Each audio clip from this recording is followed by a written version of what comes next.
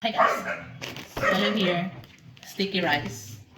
Magbuhat taog, mango sticky rice, but this is not kuan ha. Dili ni sige na.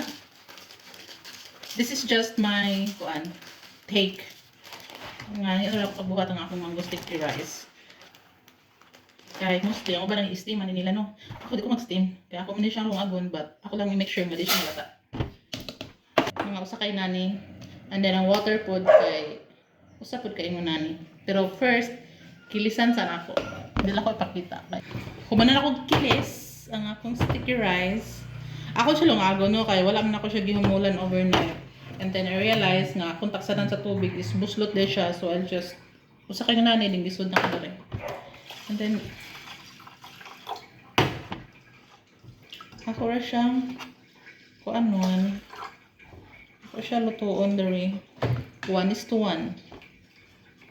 We'll see kung maluto ba siya. Pero takaag na nato. Pinakahinay nga siga. Okay? Balikan natin later. Ay, langaw. Okay. Naluto na akong sticky rice. I'll show you. Diba? Perfect. Dili basa, dili uga, sakto ra, masalit kong tabon. Daot sa katabian. And nako diri coconut cream ug kaha. Niya. 1/4 cup na sugar. 1/4 lang. Niya butangan na to asin pod. Hawa di oy. Asin. Na. And then,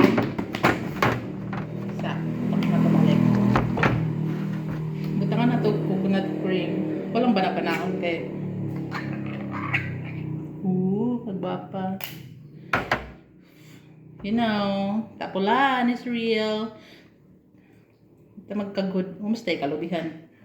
And, oops, I think that's it. Or more. Okay ba? Pupunan lang nato eh. Purot na lang tani. Isuda lang nato sa freezer. Ako ban kay idritso ra man no, pero ako ganahan ko ako initon. Ako siya init-initon before na ako siya ikuan bahog dito sa ako ang sticky rice. Takang na nato. Wala siya kayo hantod nga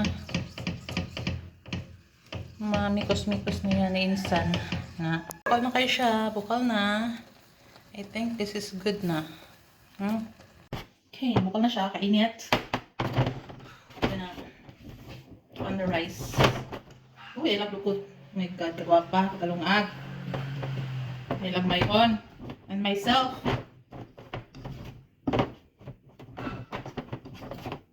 Just like that.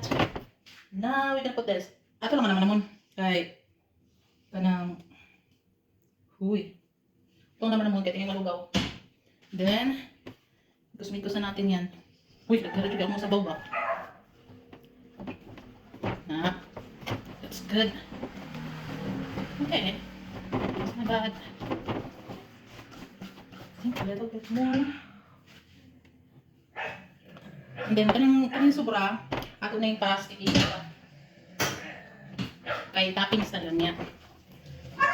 So this one, ato na siya, mikos-mikos na bayo. Pero hinayapod na dili malata.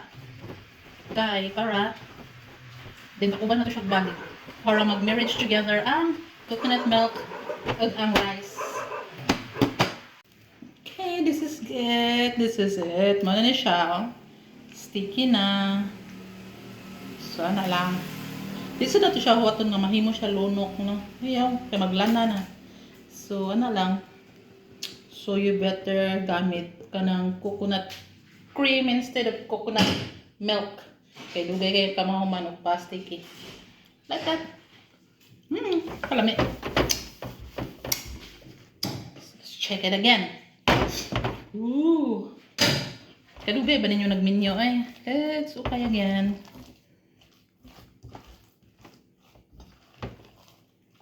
Nice.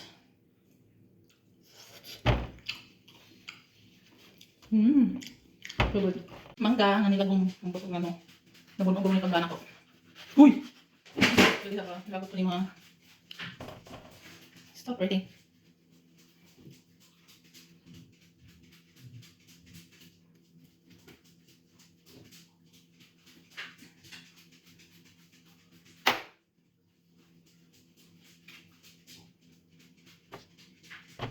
That's it, like that. Set this aside.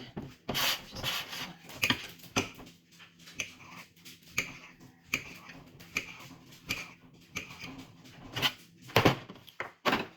And then, the towels. Oh, I have this very, very guapa nga sudanan. So, if nalang mga baligya, di ba? Have this one. Sa takuhan. Okay. Now, we can put the one, the sticky rice.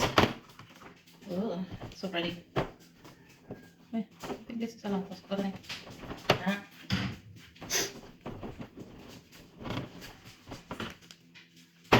It's so pretty. Now this one, just on top.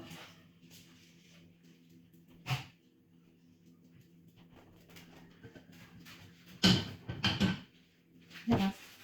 Dira. Now let's add our mango. Good. I want to put the backside. Oops. My hand is clean. Shut up. Just like that. The more mango, the better. Just like that. Diba? Ato siyang garnishan on coconut cream. Para char-char.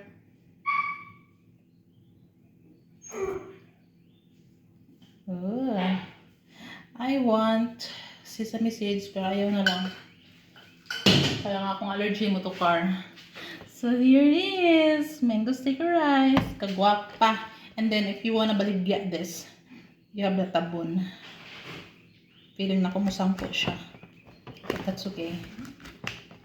Like that. Diba?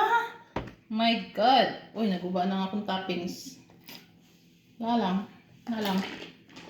And then, I'm gonna put here my mango. Oops.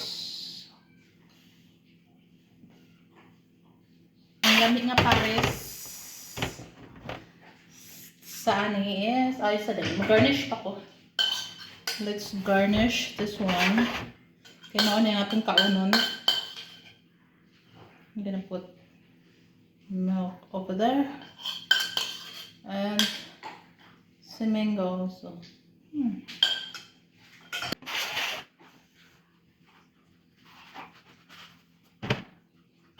Finally, pretty.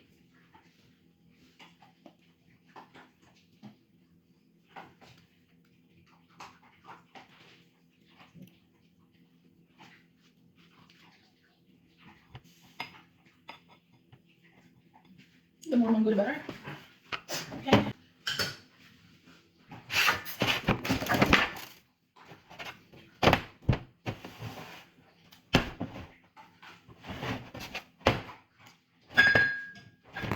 Pinaka-favorite ng Paris sa mango sticky rice is sikwate. Sikwate. Pinoy na Pinoy. Diba? So good. Oh my God. That's so good. So here it is.